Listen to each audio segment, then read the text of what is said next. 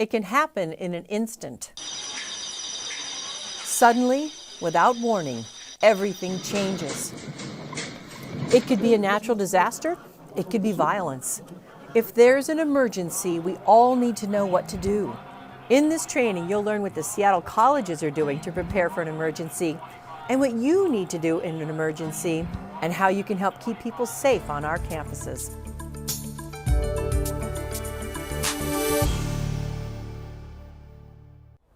Hi, I'm MJ McDermott, a North Seattle alum. Our colleges are taking steps every day to make the campuses as safe as possible and are creating similar safety measures across all the campuses so you'll know what to do and what to look for in an emergency, no matter which campus you're on. In today's world, we need to be prepared for the unexpected. At our colleges, we're taking the steps to be prepared, to make our campuses safe. One such step is the creation of this training tool. It has been developed to make training easier to access and is a way of unifying training across all of our campuses. So, if an emergency does happen, this training will help you know what to do and how to react, no matter where you are in the Seattle Community College District. We've learned from training and experience at other colleges that we all need to take personal responsibility for our own safety, both at home and at work. We need to count on each other. Our goal is to strengthen the culture of safety and readiness at each of our colleges. Each of us plays an active role in reinforcing our district's commitment to a secure environment where our students, faculty, and staff thrive and learn. This training will provide important and valuable tools for you to use when that emergency does occur. Every campus has emergency action plans and trained incident response teams. You can find out who's on your campus response team by contacting your campus security office. Team members will be happy to answer your questions and help you learn more. To unify our campus's emergency response, you'll see the same emergency signage on each campus. Look for brightly colored posters reminding you what to do in an emergency. Everyone should read them. Look for brightly colored emergency response guides. They tell you what to do in specific emergencies, such as a fire, a medical emergency, a power outage, or other unexpected events. Everyone should read them. Each campus has a team of building monitors. Our building monitors are volunteers with your safety in mind.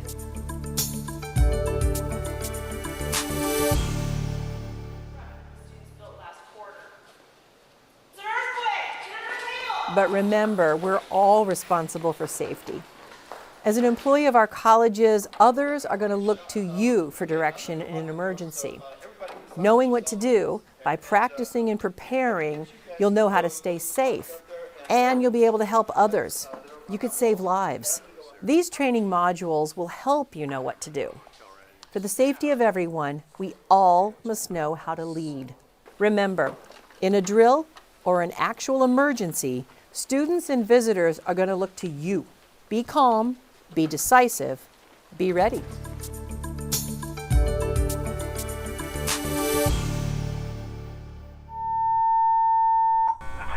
In an emergency, our colleges have several ways to notify you. Be familiar with each method of notification and be aware that in an actual emergency situation, some of these options may be unavailable. In an emergency or during a practice drill, you may hear a message alert on the phone in your office or work area. In smart classrooms or at your desk, an alert may appear on computers and screens. In some areas, loudspeakers will broadcast emergency messages. You can sign up to receive college district and individual college campus safety alerts on your personal cell phone or handheld device. Use this link to sign up for text or email alerts. Each emergency will be different, and our response will vary. You may hear live or pre-recorded messages throughout the college or in a specific area. And before these announcements, you'll hear distinctive tones alerting you to stop and listen for the message. Attention, attention. This is an earthquake drill. Please drop, cover, and hold. And remember, you'll continue to get instructions through our mass notification system until the all clear message. The all clear message will be played at the end of every drill or emergency. Attention, attention. Drill is all clear. There are 4 procedures you may be asked to do in an emergency. These procedures are drop, cover, and hold on, shelter in place, lockdown, and evacuation. Or you may be asked to avoid a certain area. Now, it's important for you to know and understand these procedures, especially if you're on campus during evenings or weekends when fewer support staff are present. Now, there are different types of emergencies and each will require different responses.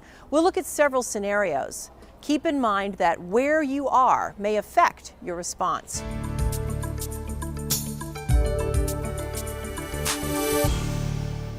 If there's an earthquake, there won't be any warning. There won't be an alert. Assessing the environments you're in and how you would react to an earthquake before the emergency is important because during the event, you must know what to do and you gotta act fast. Earthquake.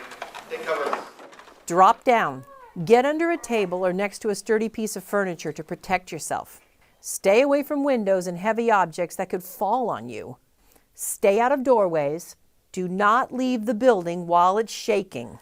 There are many large teaching spaces at our campuses. The procedure is the same in these really big rooms. Now drop down. It's an earthquake! Get under a table or next to a piece of furniture, or drop down between rows of desks or chairs in a theater room to protect yourself.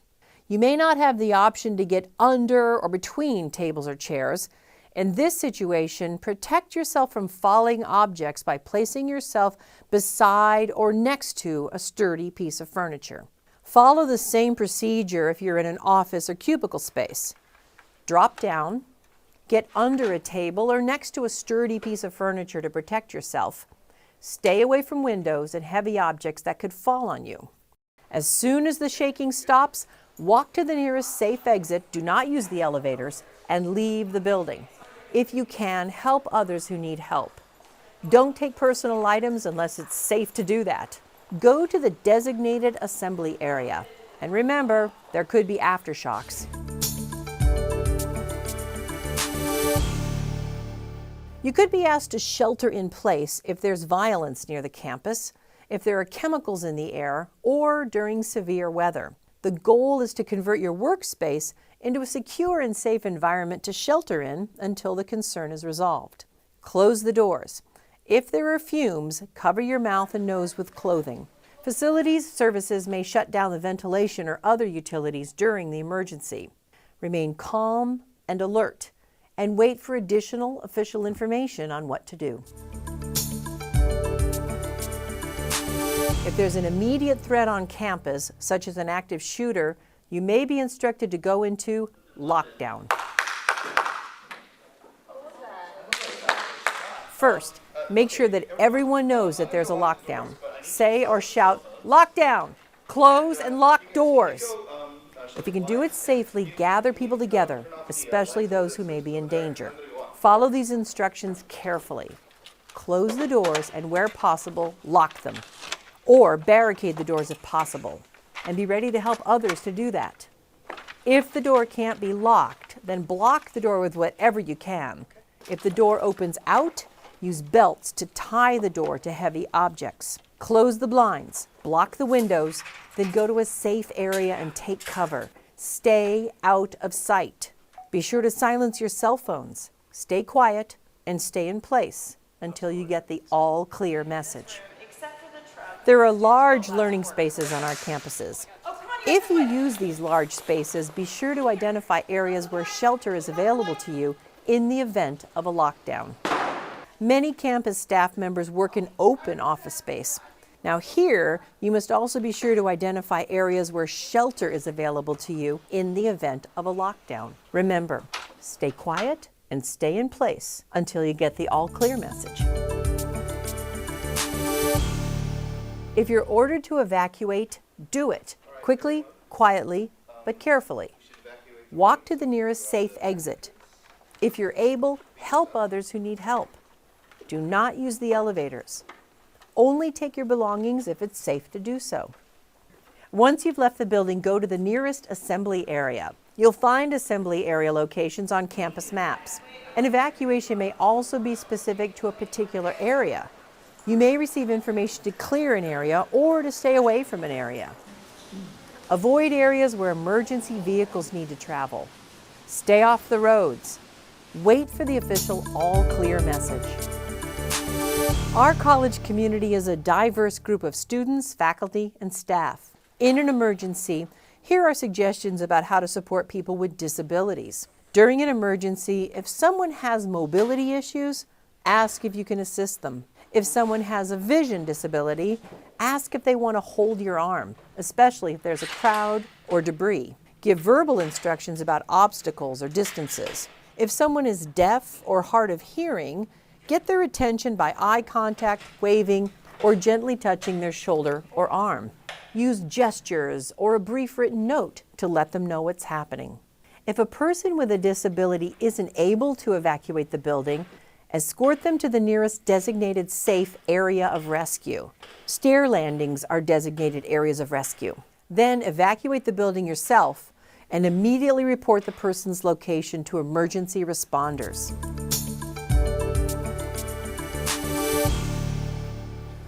I've never had anything like this happen before.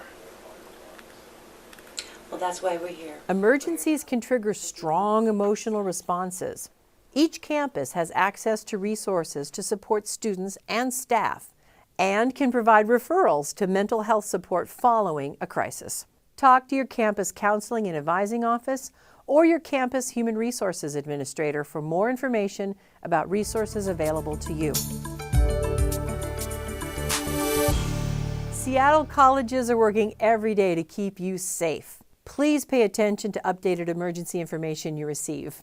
Staff and faculty from across our colleges are members of the Emergency Preparedness Advisory Committee and work together on campus emergency action plans, protocols, initiatives, and drills. And remember, each campus has a team of building monitors, volunteers with your safety in mind. During a drill or an actual emergency, these volunteers guide us. They remind us what to do, and they can answer your questions about how to respond in an emergency. Each campus also has a team of individuals trained to identify and respond to behaviors that may pose a danger to others. Contact your campus counseling and advising department or campus security if you have concerns about a student or staff member. Remember, in a drill or an emergency, students and visitors will look to you. Be calm, be decisive, be ready. And remember that every campus has emergency action plans and trained incident response teams.